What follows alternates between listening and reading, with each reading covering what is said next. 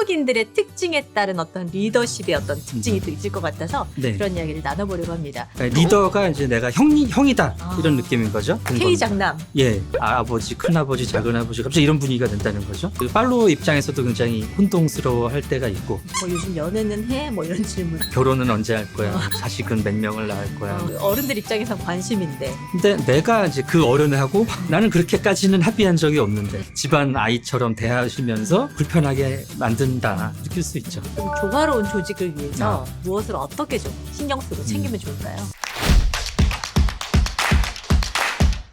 안녕하세요. 언토리TV 민수경입니다. 안녕하세요, 한민입니다. 교수님 안녕하세요. 네. 제가 소개받기로는 멸종위기 1급 문화심리학자라고 들었어요. 네. 멸종위기 맞아요? 예, 멸종위기 1급입니다. 어찌하여? 멸종위기 기준이 1급이 자생지절멸이라고 하거든요. 그래서 저희 전공이 사라져 있고 활동하는 개체, 저와 같은 개체들이 사라지면 이제 사실상 멸종에 가깝기 때문에 제가 그렇게 소개를 하고 있습니다. 잘 보존해야 되겠네요, 교수님을. 예, 국가가 나서야 될 때가 아닌가 싶습니다. 국가가 나서서 좀 보존 좀 해주세요. 자, 교수님의 이제 간단한 소개를 좀 요청을 드릴게요. 네, 방금 소개해 주신 대로 멸종위기 1급 토종 문화심리학자이고요. 문화심리학이라는 학문이 사람들의 어떤 소프트웨어를 연구하는 학문입니다. 심리학 자체는 이제 인간이 보편적인 존재라는 전제에서 사람들의 행동을 설명하고 있는데 이 사람들의 행동이 문화에 따라서 굉장히 달라지거든요. 쉽게 이야기하면 문화에 따른 사람들의 심리 그렇죠. 이런 것들을 엮어서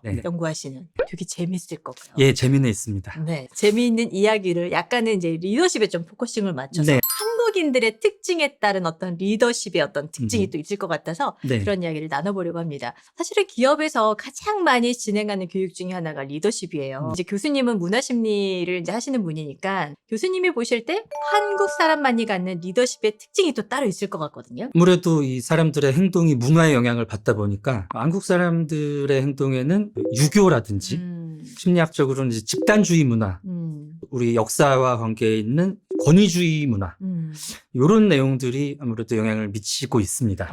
들었을 때는 뭐 집단주의, 권위주의 뭐 이런 단어만 들었을 때는 뭔가 좀 묵직하거든요. 한국적인 리더십을 한마디로 말씀을 드리자면 큰형님 리더십이라고 할 수 있을 것 같아요. 리더가 이제 내가 형이다 이런 느낌인 거죠. 그래서 내가 동생들 또 그냥 형이 아니라 어떤 식구 많은 집의 맏형 같은 K 장남. 예, 다 내가 먹여 살려야 될 것 같고 동생들 용돈도 내가 줘야 되고 동생들 뭐 어디 나쁜 짓 하지 않을까 이 관리도 해야 되고 그렇기 때문에 이게 의사소통에서도 전통적인 한국의 가족은 뭐 장유유서 이런 게 있기 때문에 가장이라든가 이런 집안 어르신의 말에 되게 반기를 들거나 하기가 어렵잖아요. 그런 것도 조직 문화에 좀 반영이 되는 거죠. 제가 그러네요. 큰 누님 리더십이신가요? 우리랑 세대가 좀 다른 팔로워들 입장에서는 왜 저런 것까지 사사건건 물어보고 관심을 가지지? 라고 생각할 것 같아요. 예, 그동안에 우리가 문화가 많이 바뀌었기 때문에 지금 이제 20, 30대들은 형제가 그렇게 많이 없습니다. 저희 아이들이 고등학생, 중학생인데 사촌이 한 명도 없습니다. 진짜요? 네. 그래서 그냥 제 친구 자녀들끼리 만나서 뭐 삼촌, 형제처럼 지내긴 하는데 그것도 재밌네요. 예, 친구들이 내 삼촌이 되는 거고. 예, 그건 예전 문화가 연결이 되는 건데 맞아요. 지금 우리 아이들은 또는 이제 젊은 세대들은 이런 형제 이런 문화에 익숙하지 않기 때문에 그런 형님 리더십에 좀 거부감을 느낄 수도 있죠. 어색해서. 근데 그게 마냥 좋다 나쁘다라고 이렇게 선 긋기는 좀 애매하지 않나요? 그렇습니다. 일단 이제 한국 문화 자체가 굉장히 선을 넘는 속성이 있는데 먼저 다가간다는 측면 그리고 빨리 우리가 하나가 되고 섞인다는 측면이 굉장히 강점이거든요. 이게 한국 사람처럼 빨리 친해지는 사람들이 없습니다. 그런 것 같아. 기차 타고 같이 가면서도 가다가 뭐 사실 모르는 사람 만나도 가장 우리가 쉽게 친해질 수 있는 방법이 민증을 까는 거잖아요. 몇 년생이세요? 그리고 또 고향이 어디세요? 이런 것들. 그래서 바로 우리가 되는 순간 나이에 따라서 형, 동생, 언니, 누나가 되면서 이제 가족이 되는 거죠. 언제든지 도와줄 준비가 돼요. 네네. 카이스트 어떤 교수님 사례인데 이분이 이제 한국에 오셔가지고 적응하면서 그분 아버지가 돌아가셨대요. 동료들이기 때문에 전혀 그런 기대를 하지 않았었는데 내 아버지 장례식에 와가지고 마치 내 일처럼 형제 일처럼 도와주는 걸 보고 한국에 정착을 하기로 했다는 사례가 있습니다. 갑자기 궁금한 게 있는데요. 우리가 뭐 집단주의, 권위주의 이런 얘기를 하다 보니까 어쩔 수 없이 이제 꼰대라는 그런 용어들도 나왔고 근데 그게 비단 우리나라에만 있는 용어인지. 예, 그렇진 않죠. 아, 그러니까 외국에도 꼰대가 있어요? 네네. 특히 이 미국에서 네. 최근에 쓰이는 용어 중에 부머라는 용어가 있습니다. 베이비 붐 세대라고 하잖아요. 네. 1946년부터 한 60년대 초반까지 굉장히 많은 사람들이 태어났는데 그분들이 지금 리더급 이상의 시니어 분들이 되셔가지고 이 사람들의 이제 행위 양식이 굉장히 좀 권위주의적이고 아무래도 전쟁통의 이런 문화라든가 또 한참 이제 개발되고 현대사회의 기틀을 잡아가던 시기의 분들이기 때문에 본인들만 되게 옳다는 생각들이 있어요. 그런 게 이제 미국에서도 그 세대 갈등의 문제가 되고 있고 일본에서도 로우가이, 소위 꼰대라는 표현이 있습니다. 다른 나라에도. 그들의 세대도 우리의 그 꼰대 세대와 조금 비슷한가요? 아무래도 살아오신 배경이 비슷하기 때문에 뭐 7, 80년대 한국도 개발 시대였지만 전 세계적으로 그 시대는 산업이 성장을 하고 뭔가 기틀을 잡아가는 시대였지 않습니까? 네. 그런 특성이 있죠. 그 얼마 전에 제가 이제 모기업 강의를 다녀왔는데 네. 역시 요즘 기업들의 가장 큰 고민 중에 하나가 신입 직원들의 퇴사율이었어요. 아, 예. 기껏 가르쳐 놓으면 1, 2년 안에 빠이빠이 하고 간다. 네. 그래서 기성세대들과는 삶의 방식이나 가치관들이 달라서 조직 안에서 서로 소통하는 게 되게 힘든 경우들이 점점 많아지고 있는 것 같은데 네. 교수님이 보시기에는 어떤 것 같으세요? 네, 저도 느껴지는 부분입니다. 가장 큰 문제가 소위 MZ 세대라고 하는 신세대. 신세대도 옛날 말인 옛날 용어인데 MZ 세대들의 그 문화를 네. 가치관을 기성세대 리더급의 분들이 이해를 못하시는 부분이 제일 큰 것 같아요. 개인주의화가 있거든요. 네. 옛날 사람들이 이제 집단주의적인 가치관을 가지고 있을 수밖에 없었던 것은 개인의 힘만으로는 이제 살아가기가 어려웠기 때문입니다. 뭐 농경 시대에도 그렇고 개발 시대에도 그렇고 친척 누구 이모부의 셋째 딸의 조카인데 뭐 한번 써봐라 이런 식의 인맥 여기서 이제 집단주의가 작동을 한 거죠. 그래서 이제 그런 식으로 그룹이 되면은 뭔가 조직이 이루어지면은 다 아는 사람이고 일가 친척이고 아랫사람이고 말 그대로 하기 때문에 이제 가족적인 리더십 또는 이제 조직 문화가 이제 당연했던 거죠. 그동안에 이제 우리나라도 많이 발전을 하고 또 그렇기 때문에 그 결과로 사람들이 이제 내가 스스로 내 삶을 책임질 수 있는 이런 이제 배경이 되고 그러면서 내 삶이 중요해지고 나의 미래, 뭐 나의 계획이 중요해지다 보니까 어떤 이제 조직에서 회사 같은 데서 이 사람들이 나한테는 요구들을 예전처럼 당연하게 받아들이지 않는 시대가 된 거죠. 저희 회사에도 이제 MZ들이 있잖아요. 네. 요즘 들어서 되게 많이 듣는 이야기가 대표님 그건 안 예뻐요. 대표님 그건 아니에요. 라고 정말 돌직구를 탁탁 던져줘요. 네. 근데 이제 좀 규모가 큰 조직에서는 그런 이야기들이 많으면 리더 입장에서 되게 불편해하는 경우도 있을 것 같거든요. 네네. 일단 그런 얘기가 자유롭게 오고 간다는 게 굉장히 바람직한 조직 분위기인 것 같네요. 아, 그런가요? 예. 가끔 좀 아파요.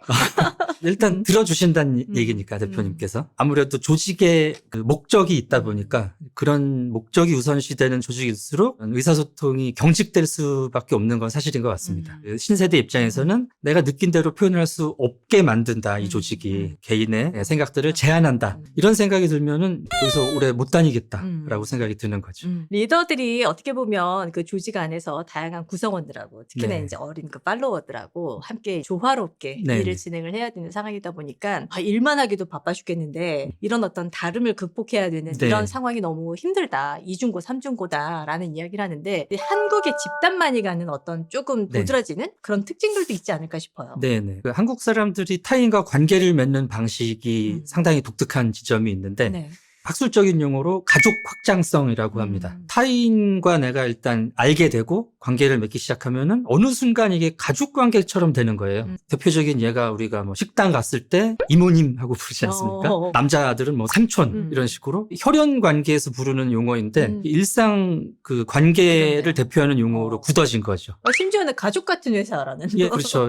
그 우리나라 최고의 대규모 그룹인데도 불구하고 또 하나의 가족 이런 카피를 쓰는 거죠. 직장에서의 이런 관계라는 것은 돈을 받는 만큼 하는 거잖아요, 사실은. 근데 이 사람이 좀 친해지다 보면은 갑자기 집안 어르신 같고 아버지, 큰아버지, 작은아버지 갑자기 이런 분위기가 된다는 거죠. 그래서 내가 어떻게 행위해야 될지를 그 팔로워 입장에서도 굉장히 혼동스러워 할 때가 있고 뭐 요즘 연애는 해? 뭐 이런 질문들. 네, 결혼은 언제 할 거야? 자식은 몇 명을 낳을 거야? 그런 거. 그게 어른들 입장에선 관심인데 관심이고 이제 사랑의 표현이죠. 애정의 표현이죠. 근데 내가 이제 그 어른을 하고 나는 그렇게까지는 합의한 적이 없는데 나는 돈 받고 이 회사 다니는데 집안 아이처럼 대하시면서 불편하게 만든다 느낄 수 있죠. 그러니까 조직 안에서 충분히 느낄 수 있는 감정들인 것 같아요. 네. 자, 한국의 조직들이 갖는 어떤 또 다른 어떤 특성 뭐가 있을까요? 이제 소위 권위주의적 행위 양식이라는 건데요. 네. 권위주의 정부 시절을 꽤 오래 경험을 하지 않았습니까? 그런 군사적인 문화가 당시 개발 시대에 이런 기업이라든가 이런 쪽에 굉장히 많이 침투를 했습니다. 또 대부분의 한국 남성들이 군대를 다녀오기 때문에 네. 이런 이제 군대식의 조직 문화,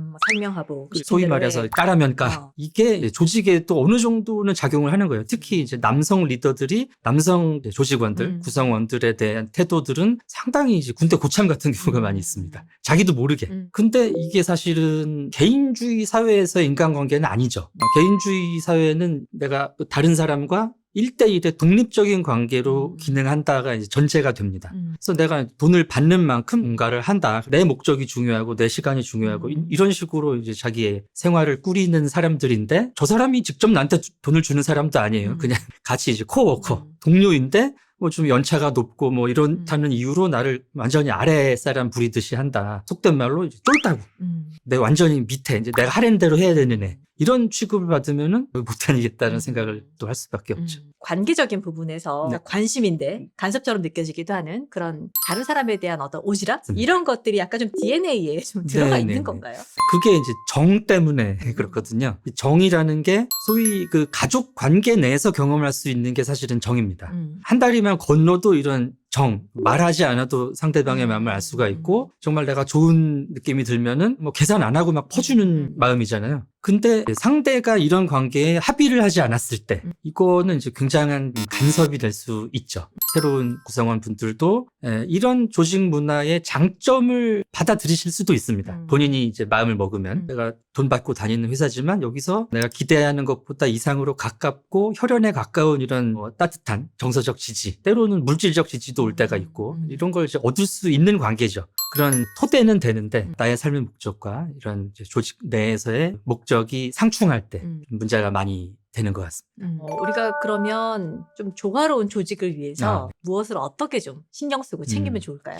진부한 표현일 수 있는데 공은 공이고 사는 사다라는 게 일단은 전제가 되어야 할 것 같습니다. 그런 차원에서 보면 그 리더분들이 조금 더 각성하고 조심해야 될 게 많아 보이네요. 그렇죠. 사실 리더분들의 세대에는 내 조직원들은 내 가족이라는 생각이 강하실 수밖에 없어요. 좀 책임진다. 네네. 근데 상대방들이 거기에 합의를 하지 않을 가능성을 염두에 두셔야 되는 거죠. 그리고 이제 진짜 자신이 나의 그 조직 구성원들을 정말로 가족같이 생각하신다면 업무적 맥락이 아닌 공적 맥락이 아닌 이제 사적 맥락에서 따로 이제 그런 부분들은 관리를 하시고 일단 이제 공과 사를 구분을 하시는데 이제 가장 두드려져야 할 부분이 호칭일 것 같습니다. 호칭? 예. 규모가 있는 조직에서는 공적 호칭을 쓰시죠. 80%에 가까운 조직들은 구성원도 많지 않고 정말 가족적인 분위기가 많은데 이런 쪽에서 이제 호칭 자체가 야, 너라든가 이런 식의 이제 사적 그 호칭 또는 이제 관계를 전제한 호칭들이 나갈 때가 있어요. 이제 그 호칭을 듣는 순간 공적인 분위기가 아니게 되는 겁니다. 그런 부분은 좀 구별을 해주시는 게 좋지 않을까. 이제 한국 문화를 전제로 한 한국 조직 내에서 이제 발생할 수 있는 문제 중에 조직의 사적 관계화라는 개념이 있습니다. 무슨 말씀이냐면 분명히 어떤 목적을 가진 조직이고 공적인 조직인데 사적 조직이 되는 거예요. 쉬운 예로 서울에 보면 전두광의 한화회를 생각하시면 됩니다. 나라의 국방을 담당하는 군대이고 근데 뭐 형님 아우하면서 갑자기 사적 관계, 사적 목적을 위한 집단으로 변모해 버리지 않습니까? 이런 부분을 조심해야 되죠. 우리가 관계를 맺는 방식이 워낙에 이런 확장된 가족성을 기반으로 하고 있기 때문에. 어떻게 쉽게 이야기하면 약간 정치하는 조직 내 정치로 활용될 수도 있고 어떤 그룹화가 돼서 어떤 갈등, 계파 갈등이 될 수도 있고 줄 세우기 이런 일들이 일어날 수도 있고 그렇죠. 친한 동료들끼리만 똘똘 뭉치기 뭐 이런 것들. 근데 그런 어떤 조직의 문화가 다른 나라에선 좀 보기 어려운 문화인가요? 조직 내 그 계파라든지 이런 정치 행위들은 뭐 어느 나라나 다 있기는 있습니다. 한국 조직은 이제 한국 문화적인 배경에서 그런 현상들이 있는 거고요. 미국 같은 경우도 이런 뭐 학교 인맥이라든지 굉장히 또 인맥 정치가 많죠. 오늘은 한국인들의 DNA에 있는 어떤 그런 여러 가지 이유들 때문에 발생하는 리더십, 조직 문화와 관련해서 이야기를 나눠보고 있는데요. 끝으로 한 말씀 해주시죠. 한국의 그 조직 문화가 굉장히 한국 문화에서 기반한 그런 특성이 있는데 물론 좋은 점들도 굉장히 많습니다. 가족적인 분위기에서 서로 정을 주고받으면서 끈끈한 조직력을 발휘할 수 있다는 장점이 있는데 그런 조직력을 원하신다면 일단 서로가 합의하는 관계를 정의하는 게 우선일 것 같습니다. 네, 오늘 말씀 잘 들었습니다. 고맙습니다. 감사합니다.